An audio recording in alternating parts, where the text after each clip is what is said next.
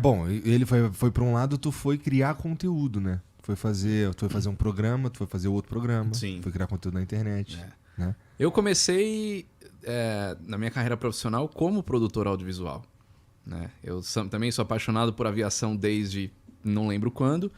Meu caso é igual ao do Panda, não tem ninguém na minha família que é da aviação, mas o meu pai sempre me incentivou, né? Quando eu comecei a falar que eu queria ser piloto e tal, nunca teve nenhum tipo de bloqueio, né? Muito pelo contrário. Não, vamos lá, né? Vamos fazer isso acontecer. Entrei na faculdade de aviação civil, me formei em aviação civil, então é minha área de formação, me tornei piloto quando eu tinha 18 anos. Só que ao mesmo tempo tinha uma outra coceirinha, que era o audiovisual, que eu sempre gostei, desde criança também. Eu era daquela criança que pegava a câmera VHS do pai, né? Entregando a idade, né? Fazendo conteúdo. E eu e meu irmão também é do audiovisual. E aí, quando eu terminei a faculdade, eu fui morar no Canadá. Fiquei 2 anos no Canadá, terminei faculdade de aviação civil no Brasil. No Canadá, eu foquei, além de estudar línguas, eu foquei também mais a parte de cinema. Quando eu voltei do Canadá no início de 2007, eu já estava mais propenso a ir para o lado do audiovisual. Entendi. E as minhas carteiras tinham vencido, eu já não estava voando mais, tal. E eu comecei a trabalhar com audiovisual. Me especializei na parte de direção de fotografia. E em 2008 eu falei, eu acho que eu vou renovar a minha carteira, voltar a voar, porque é uma coisa que eu sempre gostei. Eu estava um pouco afastado. Renovei e fui voar. Eu era sócio já do Aeroclube de São Paulo, então eu fui voar os aviões do Aeroclube. E fui levando isso em paralelo, como um hobby, né? E aí, na produtora, a gente sempre trabalhou com publicidade, com institucionais, empresas, até que surgiu a oportunidade de criar programas para TV. Porque tem a lei do audiovisual, que se não me engano é de 2012, né, que incentivava produtoras brasileiras a fazer programas brasileiros para TV, que tem aquela cota de programas brasileiros. E eu fui atrás disso. Falei, acho que eu até agora estou produzindo publicidade. Quem trabalha no meio publicitário sabe o que é, né? Então era muito difícil e produzir o próprio conteúdo era uma ideia legal. E eu já tinha 4 anos de produtora. Lá por 2013, a gente participou de uma premiação, de um concurso da Johnny Walker para fazer um filme, um curta-metragem sobre brasileiros que serviriam de exemplo para outros brasileiros. E a gente fez um filme e nós ganhamos, né, esse prêmio.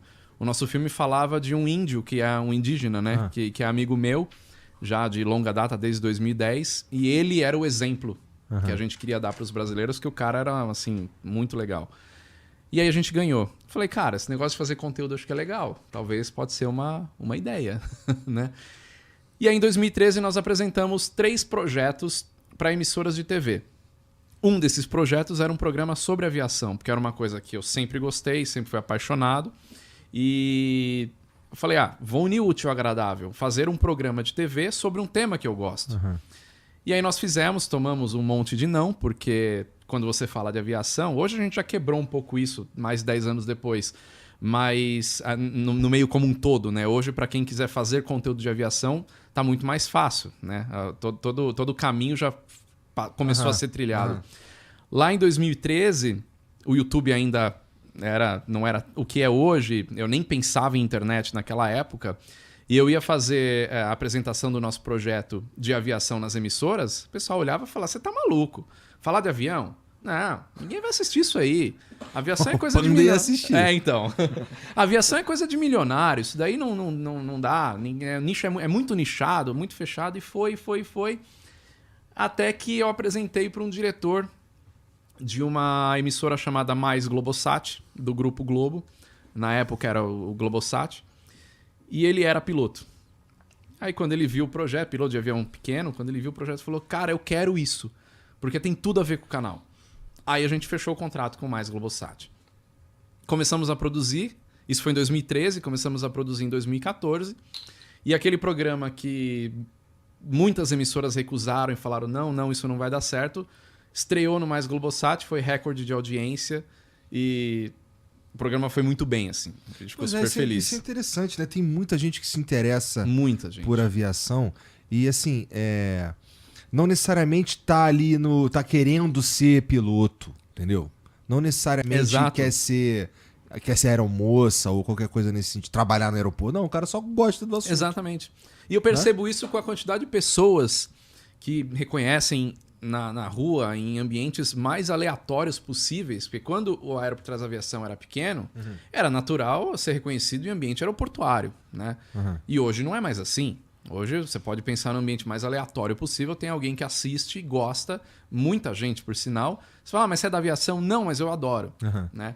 E tem um monte de coisa, tem um monte de aspecto interessante que as pessoas gostam de ver. Por exemplo, tem uma série famosa pra caramba que é Os Caras da Polícia.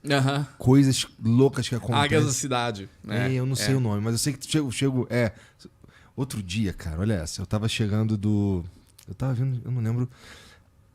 Não lembro. Eu sei que eu tava no aeroporto esperando a minha mala. Aí, cara, chegou assim perto de mim um polícia, né? E aí falou assim, quanto mais perto tu fica da onde sai a mala, mais demora pra ela sair. Aí eu olhei pra cara dele sem vi que era a polícia. Aí, pô, riu, pá, trocou uma ideia, ficamos trocando ideia ali. E aí daqui a pouco chegou um cara que era um chefe dele lá e falou assim, pô, tem que ir lá, mano, que tem que atender, aconteceu uma parada, não sei o quê, pô. Pô, o que aconteceu? Pô, morreu uma senhora dentro do voo vindo do Catar.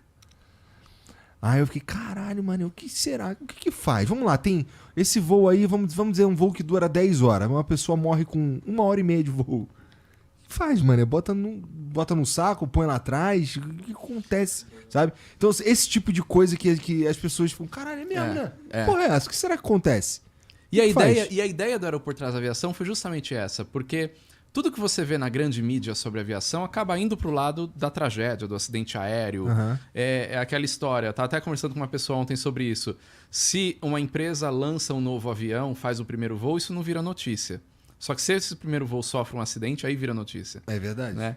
Então, eu sempre quis ir pro outro lado. Não, vamos falar da aviação que a gente gosta. Entendi. E tirar essas curiosidades das pessoas. Né? Entendi. Eu até fiz um vídeo já falando o que acontece quando a pessoa morre em voo e tal.